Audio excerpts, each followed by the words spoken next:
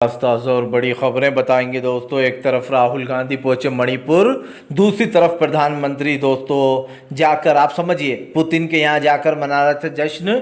लोगों ने राहुल की जमकर तारीफ। आखिरकार क्यों दोस्तों हिट एंड रन केस में मुंबई के शिंदे के करीबी बेटे शाह के बेटे को दोस्तों बचाया जा रहा है। बताएंगे कैसे गरीब को कुचलने के बाद फरार हो गया रईसज़ादा।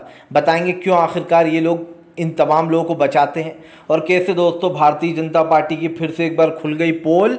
जी हाँ, लोग दरअसल संजय रावत ने खोली पोल। कहा फिलहाल राहुल गांधी मणिपुर में है और प्रधानमंत्री जो है यहाँ पर दोस्तों रूस गए हुए हैं। बताएंगे क्या है ये पूरा मामला। वहीं पर अगली बड़ी खबर में ये भी बताएंगे दोस्तों कि फिलहाल प्रधानमंत्री नरेंद्र मोदी के ऊपर भड़के चंद्रशेखर आज़ाद।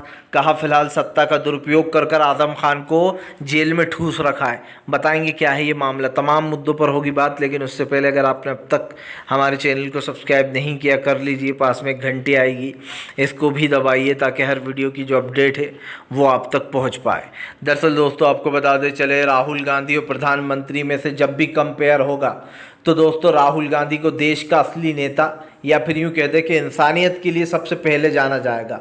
नरेंद्र मोदी दूसरी जगहों में विदेशों में घूमने में इंटरेस्ट है दोस्तों, लेकिन हमारे देश में क्या चल रहा है। हमारे देश का ही अहम हिस्सा मणिपुर, वहाँ पर लगातार हिंसा हो रही है। लोगों को आप समझिए जो है वहाँ पर जिस तरीके की लड़ाई चल रही है दो गुटों में, इसको नरेंद्र मोदी की नाकाम सरकार अब तक रोक नहीं पाई है।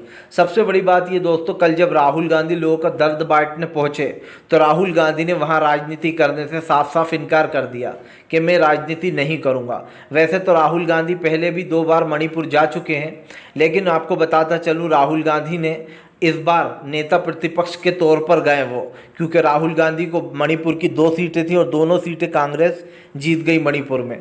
यही कारण है जो राहुल गांधी फिर से तीसरी बार मणिपुर पहुंचे और लोगों का दर्द बांटने पहुंचे। राहुल ने कहा कि जो भी मुझसे मदद बनेगी मैं भी करूंगा, और जो मेन काम सरकार का है दोस्तों, क्योंकि मणिपुर हमारे देश का हिस्सा है, जो मेन काम सरकार का है मैं सरकार तक आपकी संसद में आवाज़ उठाऊंगा ताकि मणिपुर को इस झुलसती आग से बचाया जा सके।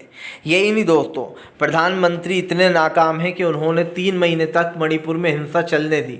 इस देश के प्रधानमंत्री ने न एक ट्वीट किया, न वो खुद मणिपुर गए। क्या दोस्तों राहुल गांधी इस देश के प्रधानमंत्री हैं? मैं आपसे पूछना चाहता हूँ। लेकिन उसके बाद भी राहुल गांधी 3 बार मणिपुर जा चुके हैं। हमारे देश के प्रधानमंत्री के पास इतना टाइम नहीं दोस्तों कि वो मणिपुर जाकर मणिपुर के लोगों को देख लें। इससे ज़्यादा नाकाम प्रधानमंत्री मैंने दोस्तों अब तक नहीं देखा, क्योंकि मैंने जितने भी प्रधानमंत्री के बारे में रिसर्च किए देखा है, इससे ज़्यादा नाकाम प्रधानमंत्री आज तक मेरी नज़र में कोई नहीं है और ना होगा दोस्तों। आपको बता दें चले दोस्तों, फिलहाल महाराष्ट्र में BMW वाला केस गरमाया। रास्ते में दोस्तों कुचलने के बाद बदल गई कारें, ये सबसे बड़ा खेल हुआ।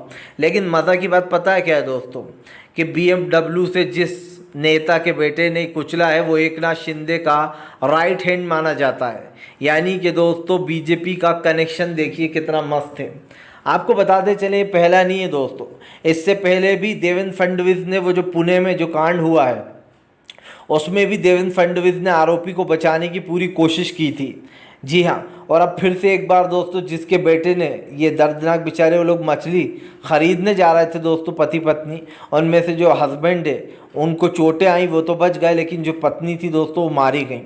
उनका रो रो कर बुरा हाल हो रहा है। सबसे बड़ी बात ये दोस्तों कि फ़िलहाल इन लोगों को बचाता कौन है?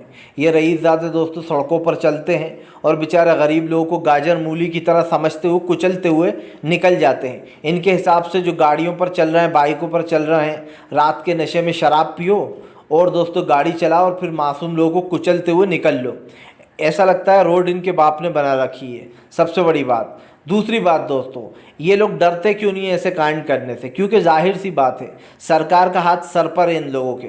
इन लोग को लगता है हम किसी को भी कुचल देंगे, हमारा कोई कुछ नहीं बिगाड़ पाएगा। आपको बताते चले दोस्तों, शिंदे के राइट हैंड माने जाते हैं ये जो जिन महाशय के बेटे ने कुचला है। और सबसे बड़ी बात गौर दीजिए दोस्तों, इनका नाम है राजेश शाह।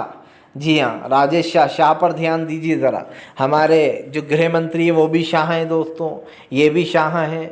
तो राजेश शाह को कौन बचा रहा है दोस्तों? इनका बेटा तो कुचल कर भाग लिया दोस्तों, अब तक पुलिस के हाथ में नहीं आया, ये सबसे बड़ी बात है। लेकिन जो राजेश शाह हैं उनको गिरफ्तार कर लिया गया है उसके बेटे की जगह। लेकिन दोस्तों आपको ये एक चीज़ ज़रूर बताना चाहूँगा, कि फ़िलहाल इसका बेटा फ़रार हो गया है, बाप को पकड़ लिया। और राजेश शाह जो है दोस्तों वो राइट हैंड माना जाता है दोस्तों किसका, एकनाथ शिंदे का। एकनाथ शिंदे का जो है बहुत ही पावरफुल विधायक माने जाते हैं ये।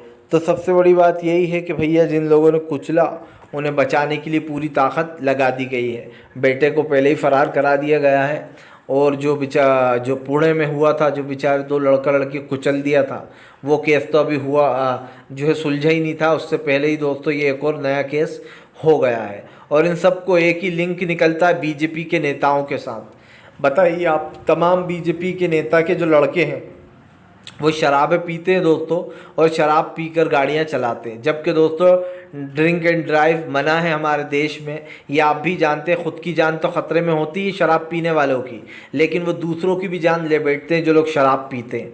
और ऐसे दोस्तों शराबियों के लिए एक ही कानून होना चाहिए, इनको उल्टा लटका कर फांसी पर लटकाना चाहिए।